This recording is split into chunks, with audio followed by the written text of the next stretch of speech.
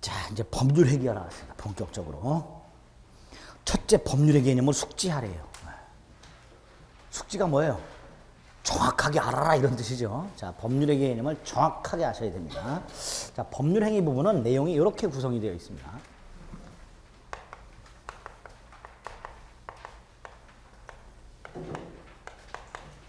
뜻이 나와요. 개념 정확하게 잡자는 거죠. 두 번째로 이 법률행위 특징이 나옵니다. 특징.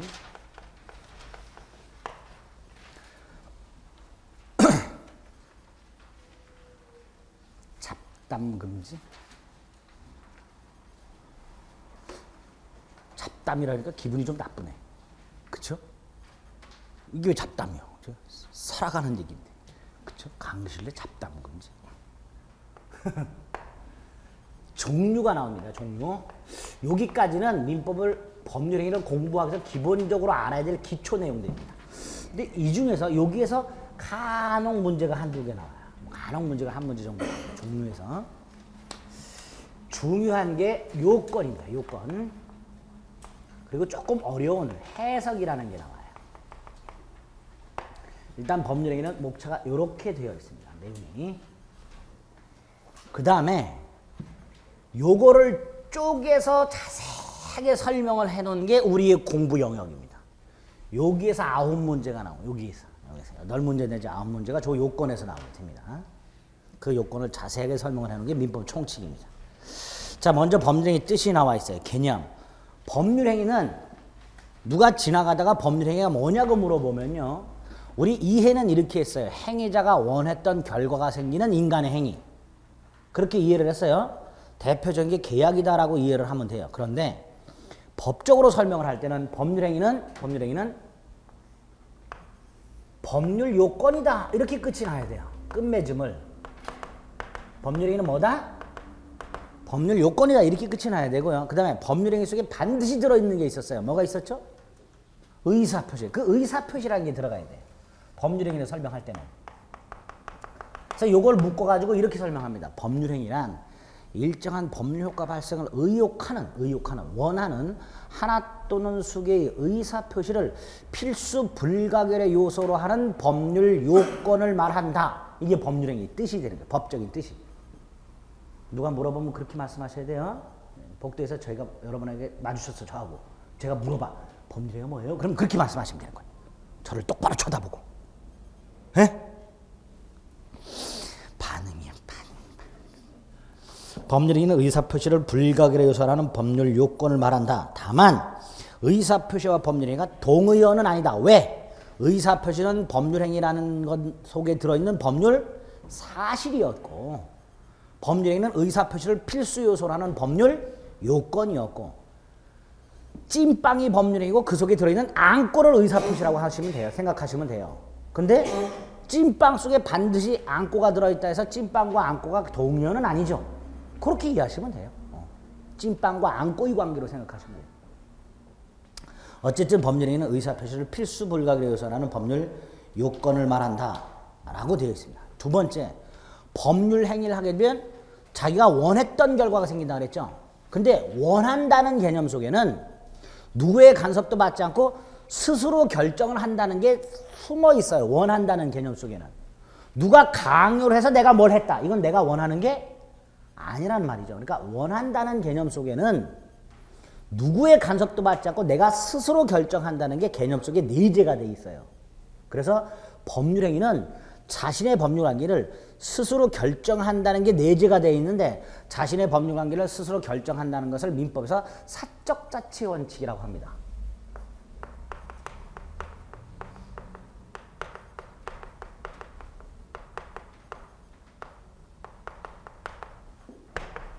자신의 법률관계를 스스로 결정할 수 있다는 원칙을 말하는 거예요. 그러니까 법률행위라는 것은 바로 이 사적자치의 원칙이라는 민법상의 대원칙을 실현할 수 있는 수단의 성격을 갖게 됩니다. 그게 밑에 법률행위 자유의 원칙이라는 말 속에 들어있습니다. 두 번째 줄, 사적자치의 실현은 법률행위라는 구체적 수단을 통해서 이루어진다. 즉 법률행위는 사적자치를 실현하는 수단이 된다. 이렇게 말을 하게 되는 겁니다. 무슨 의미인지 아시겠죠? 그렇게 체크하고 넘어가시면 돼요. 자, 개념 잡았습니다. 한 장 넘깁니다. 의사표시라고 되어 있는데 이거는 나중에 의사표시 파트 가서 따로 할 겁니다. 어디로 가시냐 하면 의사표시 부분은 나중에 의사표시 파트 가서 따로 할 거예요. 더 넘겨서 2페이지를 더 가가지고 단독행위 계약 합동행위라는 게 있어요. 찾으셨어요? 네, 요걸 말합니다. 요거 종류. 특징은 좀 전에 보신 거 그대로예요. 법률행위 속에는 반드시 뭐가 들어있다? 의사표시가 들어있고 의사표시한 대로 법률 효과가 나타난다. 이런 특징이 있다. 사적 자치를 실현하는 수단이다. 이게 법률행위 특징이다. 이렇게만 기억하시면 돼요. 자, 종류가 나옵니다. 종류. 법률행위가 굉장히 종류가 많은데 이거를 같은 성격을 가진 것끼리 분류를 좀 합니다. 첫 번째가 법률행위 속에 반드시 들어있는 의사표시 개수에 따라서 분류하는 게 첫 번째. 그걸 단독행위, 계약 합동행위로 이렇게 나눕니다. 단독행위라는 건 법률행위 속에 의사표시가 몇 개, 딱 하나 들어있을 때 그걸 단독행위라고 합니다. 의사표시 개수가 하나일 때. 이 단독행위가 두 가지 유형이 있습니다. 상대방이 있는 단독행위와 상대방이 없는 단독행위. 이때 상대방이 없는 단독행위 예를 보면 유언, 재단법인 설립행위, 소유권의 포기 요게 있어요.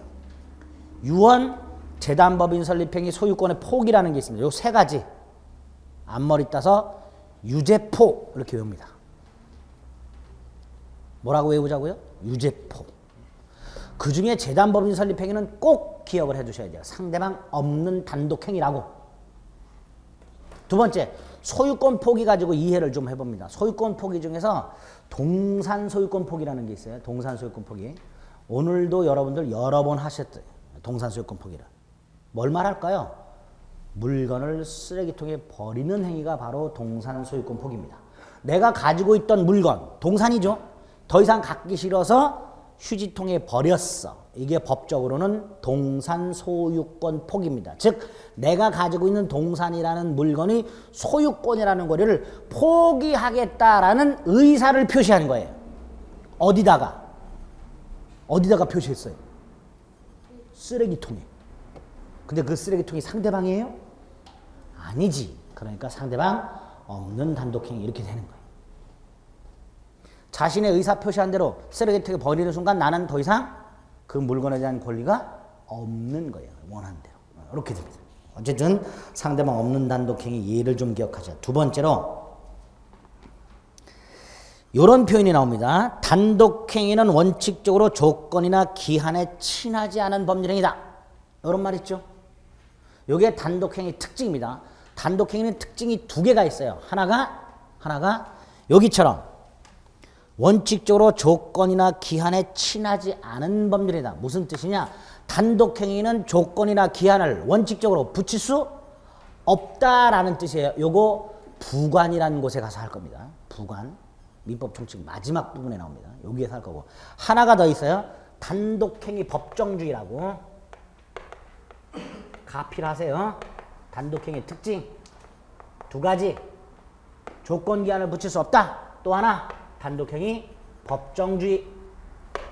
이 단독행위 법정주의는 계약에 가면 해제 부분이 나옵니다. 그 다음에 민법 총칙에 취소라는 게 나와요. 거기 가서 말씀드릴 겁니다. 단독행위 법정주의라는 것은 단독행위는 법에서 정해져 있을 때만 할 수 있다 이런 뜻이에요. 그 구체적인 의미는 취소 부분과 해제 부분 가서 말씀을 드릴 겁니다. 자, 그래서 법률행위 종류 중에 첫째, 의사표시 수에 따라서 단독행위, 계약, 합동행위로 나누고 단독행위는 의사표시가 하나 있는 걸 말하는데 두 가지 유형이 있다. 그 중에 상대방 없는 단독행위, 유죄포 외우고 두 번째 특징 두 가지 눈도장을 찍어두자. 조건 기한을 붙일 수 없다. 또 하나가 단독행위 법정주의라는 표현. 두 가지만 눈도장을 찍어두자. 됐죠? 반면에 계약이나 합동행위는 의사표시가 두 개 이상 있는데 먼저 계약. 아까 매매계약을 생각을 해볼게요. 갑이라는 자가 물건을 팔고 싶어서 을에게 물건을 사라고 청약의 의사를 표시했고 을이 청약을 받더니 괜찮아. 조건이. 그래서 알았다. 승낙의 의사를 표시했어요. 그럼 매매계약이 성립하겠죠. 자, 매매계약 속에는 갑의 을에 대한 의사표시와 을의 갑에 대한 의사표시가 두 개 들어있는데 이 의사표시의 방향이 상대방을 향해 있어요.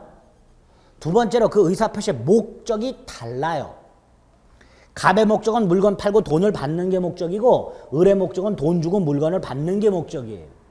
목적이 같다 다르다. 다르다. 두 개 이상의 의사표시가 방향이 상대방을 향해 있고 목적이 다를 때 이걸 대립적 의사표시라고 합니다. 무슨 의사표시? 대립적 의사표시. 그럼 계약은 이렇게 말하겠죠. 두 개 이상의 대립적 의사표시에 합치로 성립하는 법률행위. 여기 계약이 뜻이 되는 거예요. 계약을 봅니다. 복수의 당사자가 어쩌고 저쩌고 내용적으로 일치하는 의사를 표시함으로써 성립하는 법률행위를 말한다. 요거를 대립적 의사표시의 합치에 의해서 성립하는 법률행위다. 이렇게 말을 합니다. 계약법 가서 징글징글하게 할 겁니다. 반면에 합동행위는요. 합동행위는 두 번째 줄 가로 안에 예라고 해서 사단법인 설립행위가 있습니다. 사단법인 설립행위의 대표적인 게 주식회사 설립입니다. 자, 갑이라는 자하고 을이라는 자하고 모여서 A 주식회사를 설립한다고 한번 생각을 해보세요. 사단법인 설립입니다.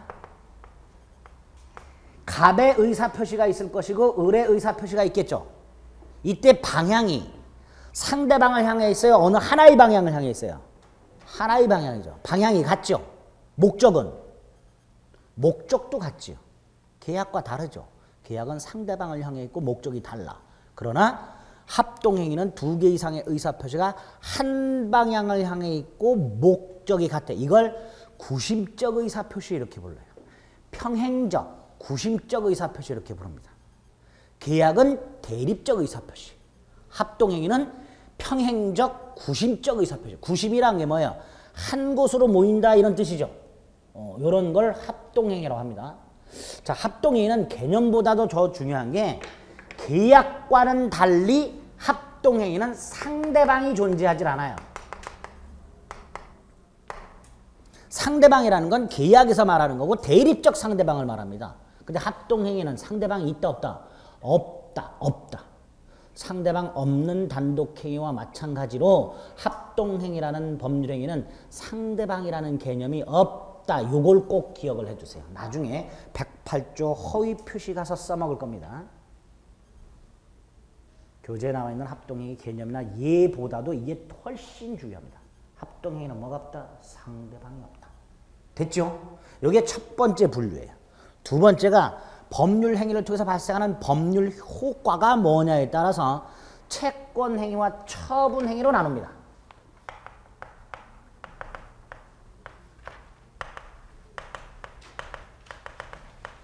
그리고 처분 행위는 또다시 물권 행위하고요.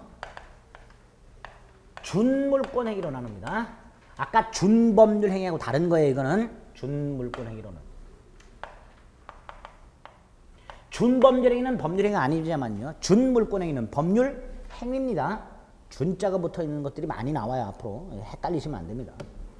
채권 행위, 처분 행위 이렇게 나누고 처분 행위는 다시 물권 행위와 준물권 행위로 나누는데 준물권 행위는 몰라도 되지만 이제 요거 나중에 외우면 돼요. 이거는 간단히 구별을 좀 해보겠습니다.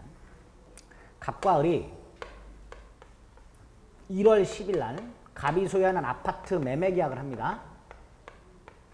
그리고 1월 15일 날 갑은 을에게 등기 서류하고요. 열쇠를 넘겨주고요. 을은 갑에게 대금을 지급하고요. 을이 갑으로부터 받은 등기 서류를 가지고 등기를 만약에 합니다. 1월 17일쯤 을이 이전 등기했다.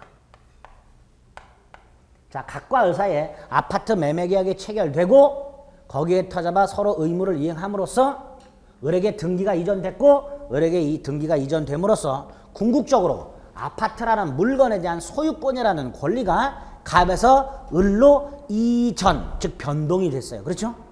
완결이 됐죠? 이때 요 갑과 을 사이에 있었던 행위를 둘로 쪼갭니다. 요렇게 매매계약 둘 사이에 뭐가 생겼어요? 의무, 권리 의무가 생겼죠? 그 중에 의무를 중심으로 해서 의무를 부담하게 됐어요. 요거를 채권행위라고 합니다. 뭘 채권행위라고 한다고요? 의무 부담행위. 당연히 채권행위는 특징이 뭘까요? 의무를 부담했으니까 이 의무를 나중에 이행, 해야 한다라는 문제를 남기게 됩니다. 이게 채권행위예요. 두 번째로 채권행위는 가만히 생각해보면 약속만 하는 거죠. 언제까지 넘겨주겠다고 약속만 하는 거잖아요. 그렇죠? 그래서 이 아파트가 갑이 을에게 팔기로 하는 이 아파트가 약속할 때는 갑소유가 아니어도 상관없어요. 갑소유가 아니어도. 왜? 갑은 약속만 하는 거예요. 약속대로 정해진 날짜에 넘겨주기만 하면 돼요. 그렇죠? 그러니까 채권행위는 의무부담행위고 그 부담한 의무를 나중에 이행만 하면 되기 때문에 채권행위할 당시에 그 물건 또는 물건에 대한 권리에 대해서 처분 권한이 없어도 돼요. 그래서 시험 지문에 이렇게 나온 적이 있습니다. 처분 권한이 없는 자의 채권행위는 유효하다. 옳은 지문이에요. 처분 권한이 없는 자의 채권행위는 어떻다고요? 유효하다. 매매계약 가면 이런 말도 납니다. 타인권리 매매계약도 일단은 유효하다. 이런 말이 나옵니다. 그게 채권행위의 특징이 되는 거예요. 반면에 이렇게 갑이 을에게 등기서류 넘겨주고 열쇠를 넘겨주고 대금 주고 서류 받아가지고 을이 등기를 함으로써 권리가 종국적으로 을에게 넘어갔죠. 예? 권리가 종국적으로 을에게 넘어갔어요. 권리의 종국적 변동. 을 초래하는 행위, 권리의 종국적 변동을 초래하는 행위를 처분행위라고 합니다. 그러면 처분행위를 함으로써 권리가 종국적으로 변동이 됐으니까 더 이상 해야 될 일이 남아 안 남아? 안 남죠. 이행의 문제를 남기지 않는다. 두 번째로 권리를 종국적으로 변동시켜줘야 되니까 당연히 갑은 등기서류를 넘겨줄 수 있는 권한이 있어야 돼요. 그렇죠? 처분 권한이 있어야 돼요. 처분 권한이 없는 자의 처분행위는 뭐가 된다? 무효가 된다. 그래서 채권행위와 처분행위를 구별합니다. 그 중에서 처분행위 중에서 물건에 대한 권리를 종국적으로 처분하게 되면 물권행위라고 하는 거예요. 물건에 대한 권리를 종국적으로 처분하게 되면 뭐라고 부른다? 물권행위. 그래서 채권행위와 물권행위를 구별합니다. 됐죠? 그래서 채권행위는 의무부담행위고 특징이 있습니다. 처분행위와는 달리 행위자에게 처분 권한이 요구되지 아니하므로 타인 물건을 매매하는 계약 따위는 유효하다. 나중에 이행을 해야 되는 문제가 남을 뿐이다. 반면에 처분행위는 권리를 변동시키는 행위를 말한다. 즉 권리의 종국적 변동을 초래하는 행위다. 특징, 처분행위는 이행의 문제를 남기지 않는다. 따라서 처분 권한과 처분 능력이 있어야 한다. 처분 권한이나 능력이 없는 자가 처분행위를 했을 때는 그 처분행위는 무효다 라고 처분행위의 특징이 쭉 써 있습니다. 그런 것들을 주목해서 봐주시면 돼요. 됐죠? 됐어요. 한 장 넘깁니다. 출연, 비출연, 유상, 무상이 있습니다. 출연, 비출연, 유상, 무상. 자, 먼저 출연행위는 출연, 비출연, 유상, 무상을 묶어서 이해하셔야 돼요. 출연행위는 TV에 나오는 행위가 아니고요. 행위자의 재산이 감소하면서 상대방 재산이 증가되는 행위가 출연행위입니다. 행위자의 재산이 감소하면서 어떤 행위를 했는데 그 행위한 사람의 재산이 감소하면서 상대방의 재산이 증가하는 게 출연행위예요. 여기 보세요. 갑이 을과 자전거 매매를 했어요. 그래서 갑이 을에게 자전거를 인도를 했고요. 을이 대금을 지급합니다.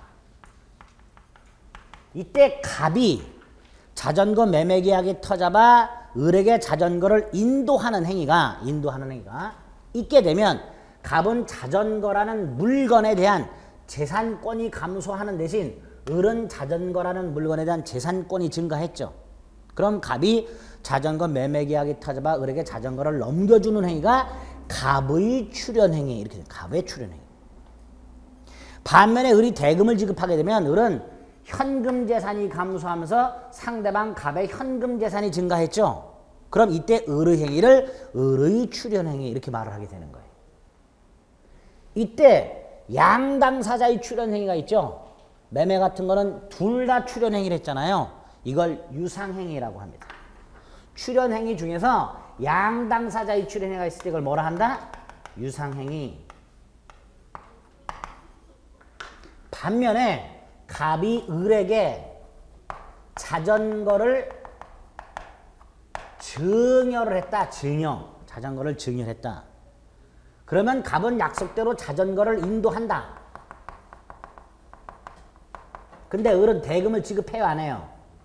증여니까 대금 지급하지 않겠죠. 그러면 증여 계약이 있게 되면 갑은 자전거 재산이 감소하고 을의 자전거 재산이 증가하는 갑의 출현행위만 있을 뿐 을의 출현행위는 없지요. 한쪽의 출현행위만 있어요. 이걸 무상행위라고 합니다. 양당사자의 출현행위가 있으면 유상, 어느 일방의 출현행위만 있으면 무상, 이렇게 구별하게 됩니다. 유상행위 또는 무상행위가 아닌 것들을 다 뭐라고 하면 돼요? 비출현행위다 그러면 돼요. 행위자의 재산은 감소하나 누군가의 재산이 증가하지 않는 경우나 재산 증가과는 아무 관계가 없는 행위들, 이런 것들을 뭐라 한다? 비출현이다. 기출지문 중에 이런 지문이 있어요. 행위자의 재산은 감소하나 상대방의 재산이 증가하지 않는 경우는 출현행위가 아니다. 이렇게 출제가 된 적이 있어요. 옳은 지문이에요? 틀린 지문이에요?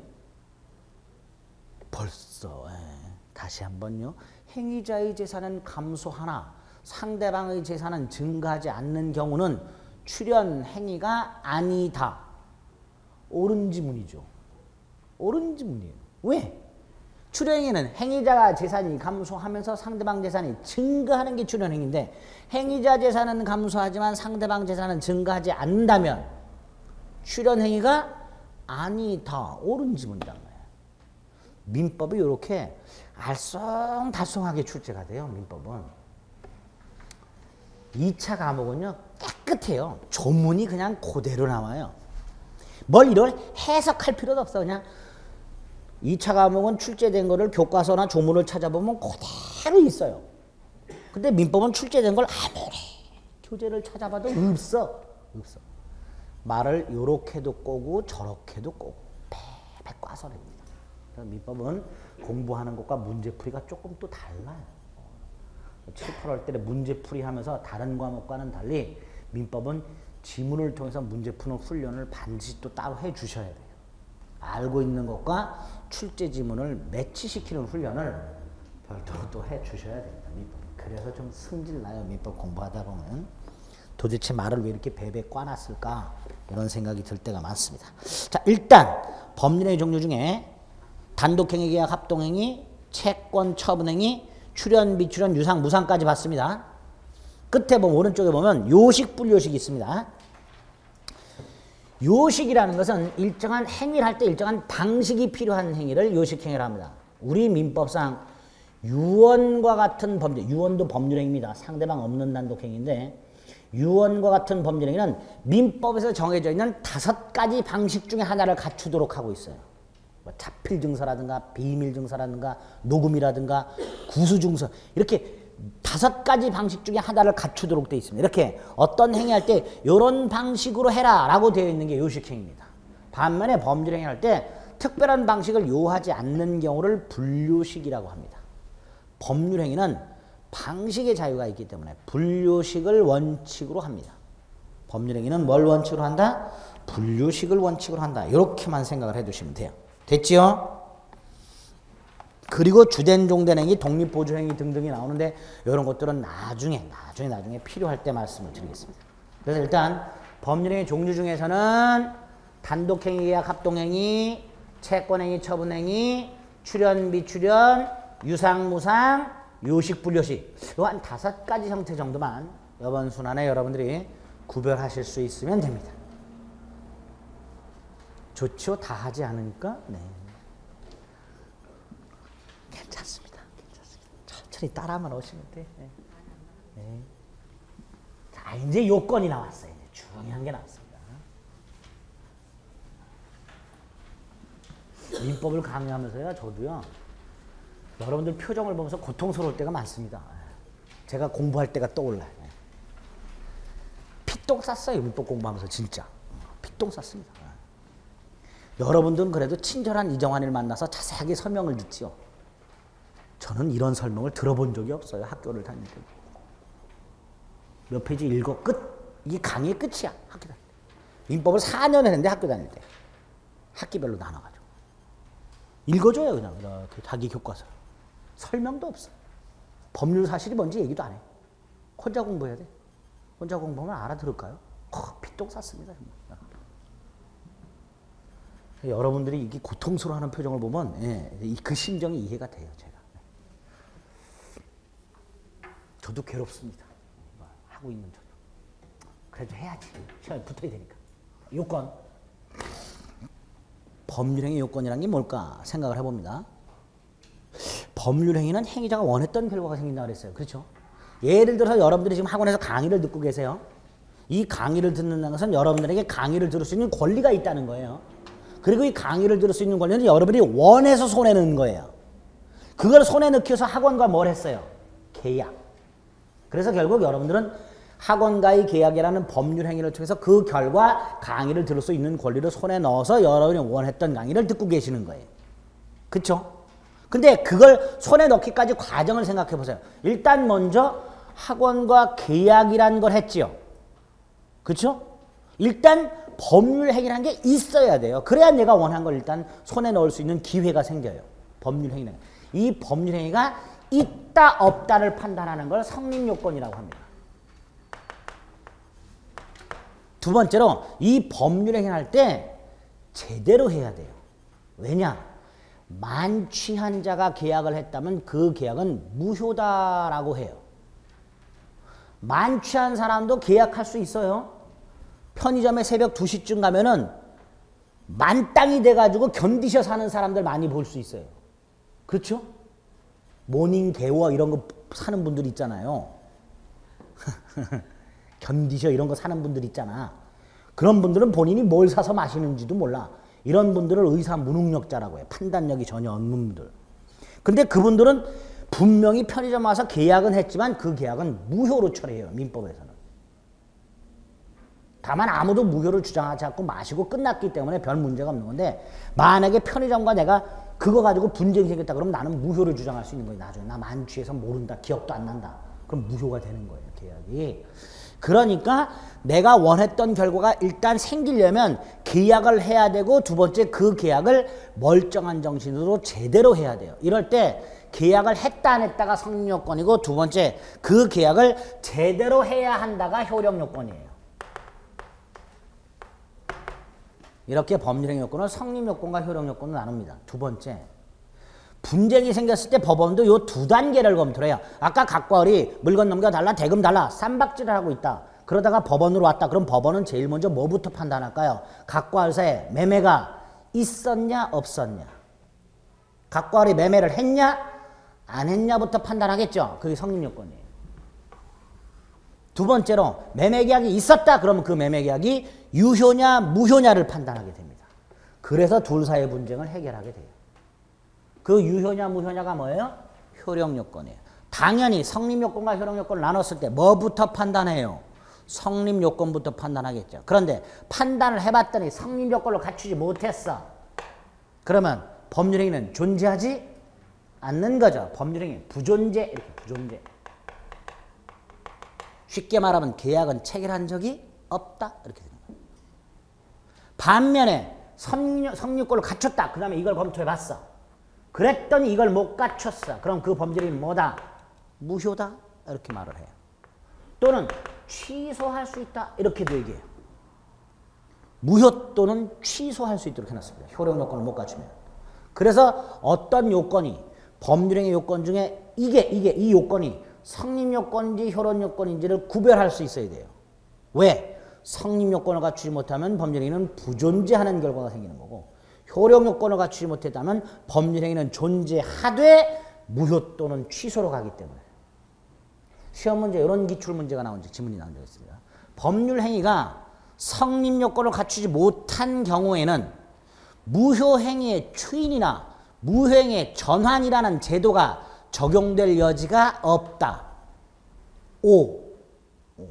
법률행위가 성립 요건을 갖추지 못했다면 부존재이기 때문에 성립 요건은 갖췄으나 무효가 되었을 때를 전제로 하는 무효행위의 추인이나 무효행위의 전환이라는 제도는 적용될 여지가 없게 됩니다. 그런 식으로 나온 적도 있어요. 두 개의 관계를 일단 기억을 해두셔야 돼요.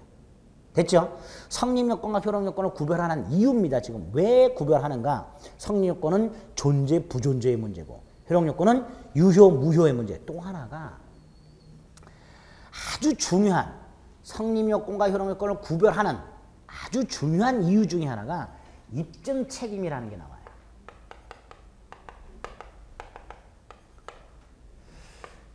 현재는 증명 책임이란 말을 더 많이 씁니다. 입증 책임이라는 건 이제 일본식 용어고 증명 책임이란 말을 더 많이 쓰는데 입증 책임 또는 증명 책임은 소송에서 등장하는 개념입니다. 소송에서 민사소송의 경우에는요. 억울하니까 소송을 제기할 거 아닙니까? 그럼 법원에 가서 자기의 억울한 사정을 말을 하겠죠. 그 말을 하는 것을 주장하는 거예요. 주장. 문제는 주장만 했다 해서는 소송에서 이길 수가 없어요. 그 자신이 주장한 걸 뭐 해야 돼요? 증명을 해야 돼요. 입증을 해야 돼요. 이때 증명을 한다는 것은 자신의 주장을 법원으로 하여금 믿게 하는 걸 입증 또는 증명이라고 해요. 그럼 믿게 하려면 뭐가 필요해? 증거가 필요하죠. 그렇죠? 이걸 입증 책임이라고 합니다. 이때 이 입증 책임이 소송 당사자 중 누구한테 있는가가 민사소송의 승패를 가릅니다. 대단히 중요한 개념, 민사소송에서. 갑에게 입증 책임이 있는 것을 갑이 입증을 못했다 그러면 패소시켜요. 그래서 입증 책임이라는 것은 소송의 승패를 가르기 위해서 마련된 제도예요. 가르기 위해서. 그런데 요놈과 관련해서도 입증 책임, 증명 책임이 누구한테 있는가가 달라져요. 예를 들어서 아까 다툼, 갑과 을 사이에 매매를 둘러싸고 다툼이 생겼어요. 이렇게 주장하고 있어요. 을은 갑에게 물건 샀으니까 빨리 물건 넘겨달라. 갑은 난 판 적이 없다. 만약에 이렇게 다투고 있어요. 누가 소송을 제기할까요? 을은 갑에게 물건 샀으니까 빨리 넘겨달라고 요구하고 있고 갑은 판 적 없는데 왜 달라고 그러냐라고 주장하고 있고 이럴 때 누가 먼저 소송을 제기할까요? 갑이 할까요? 을이 할까요? 을이 하겠죠. 소송을 제기합니다. 물건 인도 소송. 그렇죠? 그럼 법원은 을한테 물어봐요. 왜 너는 물건을 넘겨달라고 하냐? 을은 뭐라고 주장할까요? 나는 물건을 샀고 그 매매는 유효합니다. 그래서 넘겨달라고 합니다. 얘는 계약을 체결했고 계약이 유효다라고 주장하는 사람이에요. 그렇죠? 이 유효를 주장하는 자가 처음에 뭐라 그랬어요? 매매계약을 했고라고 주장했죠. 그러니까 매매계약을 했다는 걸 얘가 증명해야죠. 매매계약을 했다라는 건 성립요건이에요? 효력요건이에요? 성립요건이죠. 그래서 유효주장자가 성립요건이 존재한다 라는 걸 입증해야 한다라고 말을 해요. 성립요건은 그 성립요건의 존재를 누가 증명해야 된다? 유효주장자. 굉장히 어려운 거 하고 있습니다, 지금. 잊어버리셔도 돼요. 또 할 테니까.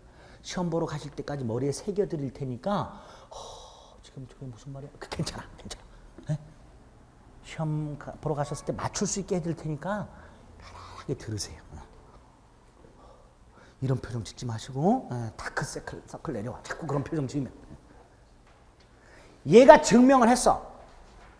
매매계약서를 찾아가지고 증명을 했어. 증명을 했다는 건 아까 법관이 그걸 믿는다는 거죠. 그럼 법원은 지금 갑과의 매매가 있다고 믿고 있어요. 그래서 갑에게 말해. 엠마, 너 팔았는데 왜 안 줘? 이때 갑이 판 적 없는데 그랬다가 혼나. 왜 혼나? 법원은 벌써 뭐를 믿고 있어? 계약을 했다는 걸 믿고 있어. 근데 안 팔았다 그래. 혼나. 거짓말한다고. 네? 증거에 비춰보면 매매계약을 했으면 분명하다. 이렇게 말을 해요. 그러니까 갑 너 거짓말하지 마. 그럼 이때 갑은 전략을 바꿔야 돼. 계약을 안 했다라고 주장하면 안 되고 법관은 이미 계약을 했다라고 믿고 있으니까 이렇게 말해요. 계약을 하기는 했으나 만취해 있었습니다. 저는 그 당시. 즉 얘는 처음에는 계약이 없다라고 주장하고 있다가 계약이 있는 게 밝혀지니까 그 다음에 말을 바꿔서 계약이 무효다라고 주장을 하게 되는 거예요. 이 무효를 주장하는 놈. 지가 만취해 있었다는 걸 주장했죠. 그럼 만취했다는 걸 증명해야지. 만취했다는 건 뭐예요? 성립요건이에요? 효력요건이에요? 아까 무슨 요건이라고 했어요? 효력요건. 법률행위가 성립은 했으나 효력요건을 갖추지 못했다. 나는 만취해 있었다라는 것을 무효주장자가 소송에서 증명을 해야 됩니다. 못하면 갑이 패소를 하게 되는 거예요. 아시겠죠? 여기 입증 책임이. 간단하게 입증 책임을 설명을 드리는, 이게 간단하게 설명드린 거예요. 근데 이게 민사소송 하면 정말 더럽게 어려워요. 그래서 이거 우리 시험 문제 나와서는 안 돼요. 입증 책임의 문제는. 이거는 나오면 안 되는 문제. 근데 내 이 미친 개또라이들이 책에도 나오고 내면 안 되는데 민사소송 문제인데 이걸 내고 자빠졌어요. 이 또라이들이. 설명을 안 할 수가 없어. 문제를 내니까. 환장하겠습니다. 자, 앞으로 입증 책임이 나올 때마다 제가 중요한 것은 이렇게 외우세요. 그거 외워주시면 합니다. 몇 개 안 돼. 처음에 나온 게 이거예요. 대충 이해는 됐죠? 외웁니다. 성립요건의 존재는 유효주장자가, 효력요건의 부존재는 무효주장자가. 성존유, 효부무 이렇게 외워요. 근데 6글자가 너무 길어. 이것만 외워. 효부무. 대한민국에 더 이상 착한 며느리는 없습니다. 그렇게 외우면 돼요. 효부무. 효력요건의 부존재는 무효주장자가 입증. 됐죠? 이걸 법률행위의 요건이라고 부릅니다. 법률의 요건. 그 다음에 이제 구체적으로 자, 성립요건과 효력요건이 어떤 건지 대충 봤어요. 그리고 왜 구별하는지 입증 책임 가지고도 말씀을 드렸어요. 지금 요거. 그 다음에 성립요건과 효력요건은 공히. 모든 법률행위에 필요한 요건과 어떤 특정한 법률행위만 필요한 요건으로 나눠집니다. 성립요건과 효력요건은. 모든 법률행위에 필요한 요건은 일반적 요건이라고 부르고요. 어떤 특정한 법률행위만 필요한 걸 특별요건이라고 불러요. 그러면 성립요건도 일반적 성립요건과 특별 성립요건이 있고 효력요건도 일반적 효력요건과 특별 효력요건 이렇게 나누겠지요? 나눠. 이때 일반적 성립요건, 모든 법률행위에 필요한 성립요건이 3개가 있습니다. 법률행위를 하는 당사자, 법률행위를 하는 목적, 그리고 이 목적은 뭘 통해서 나타날까요? 이 목적이란 건 뭘 원하는 걸 말해. 이 원하는 게 뭘 통해서 외부에 나타날까요? 의사 표시를 통해서 나타나요. 이 3가지가 반드시 필요합니다. 당사자, 목적, 의사 표시. and 특별 성립요건. 혼인이라는 법률행위는 갑을 당사자가 검은머리가 팥뿌리가 될 때까지 살 목적을 가지고 결혼하자는 의사를 표시해서 합치했다 하더라도 구청 가서 신고하기 전까지는 혼인이라고 하질 않습니다. 그럼 혼인이라는 법률에는 뭐가 꼭 필요해? 신고. 그럼 혼인이 있을 신고는 뭐가 되는 거예요? 혼인이라는 법률 행위만 필요한 특별 성립요건 이렇게 됩니다. 특별 성립요건. 됐죠? 여기에다가 나중에 계약법에 가면 요물계약이라는 게 하나 나와. 언뜻 기억나요? 언뜻 기억나? 요물계약이라는 거 들어본 것 같아. 요 요물계약에 요물성이라는 표현이 하나 나옵니다.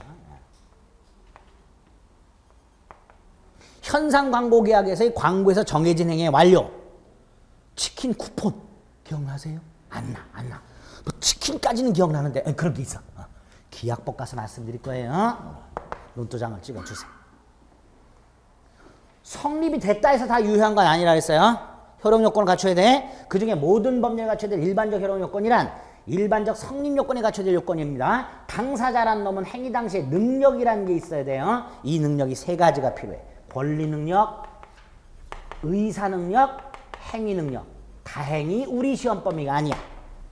요렇게만 기억합니다. 이거는 살아있다는 거, 자연인 또는 법인을 말하니까 큰 문제가 안 되고요. 요거 의사능력이란 판단력을 말하는데 아까 만취한 사람 판단력 있다 없다? 없다. 의사무능력자. 요 의사무능력자가 법률행위했다? 무효. 행위능력이란 건 단독으로 유효한 법률행위, 즉 계약 따위로 할 수 있는 능력을 말합니다. 근데 미성년자, 부모 동의 없이는 단독으로 계약해서는 안 돼. 이런 애들을 제한능력자라고 합니다. 그러면 결국 행위능력이 제한되는 애들이 법률행위를 한 경우에는 어떻게 할까? 취소할 수 있도록 해놨습니다. 이것만 기억합니다. 의사능력, 행위능력이 모두 있어야 되는데 행위할 때 의사능력이 없다. 그 행위는 무효. 행위능력이 제한된다. 그 행위는 취소할 수 있다. 이렇게. 미성년자가 물건 함부로 지가 사왔다. 그럼 가서 취소하면 그만이에요. 부모가 가서 취소하면 돼. 상대방은 다 돌려줘야 돼. 예? 중요한 게 여기부터. 법률행위의 목적이 갖춰질 요건. 요거 그 목적이 처음부터 확정이 되어 있어야 되고요. 실현이 가능해야 되고요. 적법해야 되고요. 사회적 타당성이라는 걸 갖추고 있어야 돼요. 목적이. 요때 요 사회적 타당성은 다른 말로 사회 질서라고 생각하시면 돼요. 법률행위의 목적이 사회 질서에 반해서는 안 된다. 이렇게 생각하시면 돼요. 요 네 가지 요건을 목적이 갖추고 있어야 돼요. 네 가지 요건을. 세 번째로 목적이 요 네 가지 요건을 갖췄다 하더라도 그 목적을 나타내는 의사표시에 있어서 의사와 표시가 일치를 해야 되고요. 일치를 해야 되고 이 의사를 표시하는 과정에 아무런 하자가 없어야 돼요. 하자. 이걸 하자 없는 의사표시라고 해요. 이렇게. 의사표시가 일치하고 하자가 없어야 돼. 그래야 의사표시가 효력이 생겨요. 특별효력요건, 어떤 특정한 법률행위만 필요한 특별효력요건, 모든 법률행위가 아니라 대리행위라는 법률행위는 대리인에게 대리권이라는 게 있어야 돼요. 대리권. 대리 가서 합니다. 정지 조건이라는 게 붙어있는 법률행위는 조건이라는 놈이 성취가 돼야 돼요. 부관 가서 합니다. 시기라는 기한이 붙어있는 법률행위는 그 기한이 도래를 해야 돼요. 이것도 역시 부관 가서 합니다. 유언 같은 경우에는 유언자가 사망을 해야 돼요. 안 합니다. 이거는 우리 시험범위가 아니에요. 토지거래 허가구역 내에서의 거래행위는 허가를 받아야 돼요. 토지거래 허가구역이 아닌 곳에서는 굳이 허가를 받을 필요가 없지만 토지거래 허가구역 내에서만큼은 허가를 받아야 유효가 돼. 그러니까 토지거래 허가구역 내의 토지거래 행위는 허가라는 특별효력요건이 필요하다. 이렇게 됩니다. 예? 이때 이 노랗게 되어 있는 게 민법 총칙이에요. 우리가 공부해야 돼요. 목적 처음에 보고요. 의사표시 보고요. 대리 봅니다. 무효 취소에서 나오고요. 마지막 부관 가서 요게 나옵니다. 그래서 우리가 공부해야 될 내용들이 법률행위의 요건 중에서 효력 요건에 관한 내용입니다. 앞으로 이걸 이제 순차적으로 하여. 두 번째로 외워야 될 게 있어요. 특별 효력요건, 대리권의 존재, 조건 성취, 기한 도래, 사망, 허가. 이렇게 되죠? 외워. 머리 따서. 외워. 뭐라고? 특효, 대조기사가. 이렇게. 조기가 이만해. 대조기.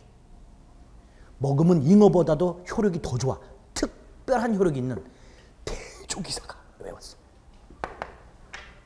제가 이렇게 해서 좀 죄송합니다. 예. 특효 대조기사가 이렇게.